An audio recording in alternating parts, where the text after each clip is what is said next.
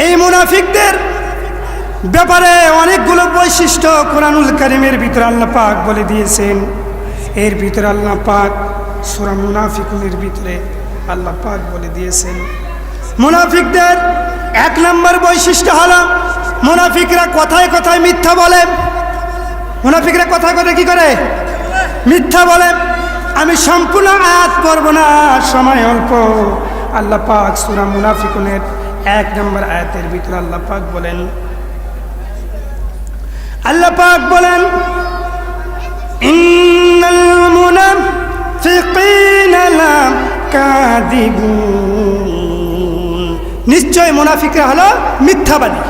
মুনাফিকরা কি? মিথ্যাবাদী। আল্লাহ রাসূল হাদিসের ভিতরে বলেছেন, আমি যে হাদিসটা পড়েছি আর আরবি ইবারত পড়ব না। আল্লাহ রাসূল হাদিসের ভিতরে বলেছেন, আবু হুরায়রা বলেন যে মুনাফিকদের আলামত হলো 3টা। 1 নম্বরে হলো তারা কথা বললেই মিথ্যা বলে। মুনাফিকরা আলামত কয়টা? কথা বলে না। মুনাফিকরা আলামত কয়টা? 3টা। আল্লাহ রাসূলের সাহাবী আবু হুরায়রা বলেন, মুনাফিকের আলামত হলো 3টা। 1 নম্বরে তারা যখন কথা বলে তখন মিথ্যা কথা বলে। যখন তারা কোনো ওয়াদা করে, ওয়াদার খেলাপ করে। যখন তারা তাদের কাছে কোনো কিছু আমানত রাখা হয়, তারা সে আমানতের খেয়ানত করে। কয়টা আলামত পাইলাম? 3টা। আমি কোরআনুল কারীমের ভিতরে আমার ছোট্ট মেধায় 25টা তাদের আলামত বের করেছি। একটা একটা করে পার্ট টু পার্ট, যদি স্টেপ বাই স্টেপ যদি আমি আয়াত বলে বলে যদি বয়ান করতে চাই, 2 ঘন্টার নিচে আমার দ্বারা সম্ভব নয়। যেহেতু সময় একেবারেই অল্প, আমি যেটা না বললেই নয় সেই পয়েন্টগুলো আমি একটু উল্লেখ করে আলোচনা শেষ করে দিব। আমার ভাইয়ের, আমার বন্ধুগণ, আল্লাহ রাব্বুল আলামিন এখানে মুনাফিকদের 1 নম্বর বৈশিষ্ট্য বললেন যে তারা কথায় কথায় কি বলে? মিথ্যা কথা বলে। এরপর আল্লাহ রাব্বুল আলামিন বলেন মুনাফিকদের আরো বৈশিষ্ট্য আল্লাহ রাব্বুল আলামিন বলে দিয়েছেন। বলে তারা যখন নামাজের ভিতরে দাঁড়ায়, তারা নামাজের ভিতরে এরকম গরিমসি করে দাঁড়ায়, তারা নামাজের ভিতরে অলসতা করে, তারা আল্লাহ এবং মুনাফিক উভয়কে ধোঁকা দেয়। নাউযুবিল্লাহ। আল্লাহ পাক বলেন সূরা আন-নিসার 142 এবং 43 নম্বর আয়াতে, আমি আপনাদের সম্মুখে বার বলতেছি। আল্লাহ পাক বলেন, ইন্নাল মুনাফিকিনা ইউখাদিউনা আল্লাহা ওয়া হুয়া খাদিউহুম ওয়া ইযা কামু ইলাস সালাওয়াতি কামু কুসালা ইয়ারাউনা আন-নাসা ওয়া লা ইয়াযকুরুনা আল্লাহা ইল্লা কলিলা। আল্লাহ পাক বলেন মুনাফিকরা ঈমানদার এবং আল্লাহ উভয়ের সঙ্গে তারা ধোঁকাবাজি করে, এবং তারা যখন নামাজের ভিতরে দাঁড়ায় তারা নামাজের ভিতরে অলসতা করে, এবং তারা এরকম তারা অলসতা করে। এরপরে আয়াতে আল্লাহ রাব্বুল আলামিন বলেন মুনাফিকরা হলো দোদুল্যমান অবস্থায় তারা জীবনযাপন করে। দোদুল্যমান মানে তারা দোটানো অবস্থায় থাকে, একবার এদিকে যায় একবার আদিকে যায়, একবার মুমিনদের সাথে সম্পর্ক তৈরি করে, আরেকবার কাফিরদের সাথে সম্পর্ক করে। এরকম মুনাফিক আছে কি না বলেন তো আমাদের সমাজে? কথা বলে না। এরকম মুনাফিক আছে কি না?